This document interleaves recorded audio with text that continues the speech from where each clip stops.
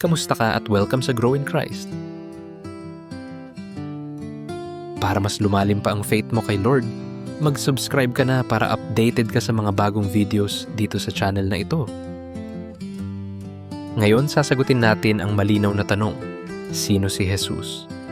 Susundan natin ang sinasabi ng Biblia, ang kanyang ipinangakong identity, buhay at misyon, ang krus at pagkabuhay na mag-uli, at bakit mahalaga ang response mo. Walang hype, Bible-grounded lang.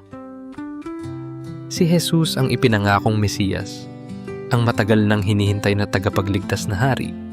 Paulit-ulit na ipinapakita ng New Testament na maraming propesiya ang natupad kay Jesus, lalo na si Isaias, na naglarawan ng darating na hari na magdadala ng liwanag, kapayapaan, at tunay na pag-asa.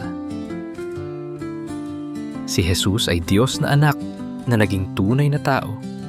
Ipinanganak siya sa birhen, dumating ng may kababaang loob, at pinalaki sa simpleng tahanan, kilala bilang anak ng karpintero.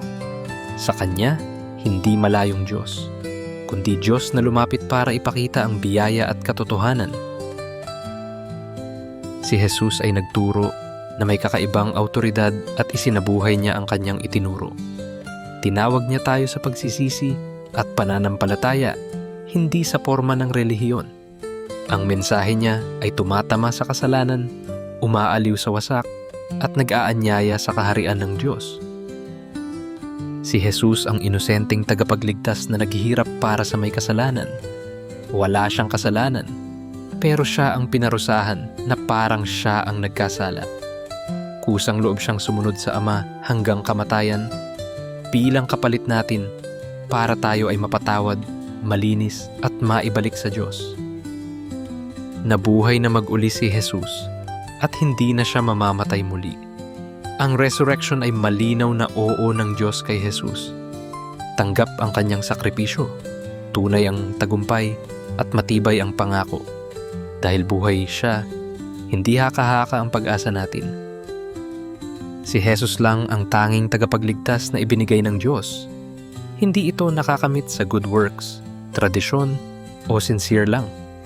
Ang kaligtasan ay nasa iisang pangalan at inaanyayahan ng Diyos ang lahat, kahit ano pa ang nakaraan, na lumapit, magtiwala kay Jesus at maligtas.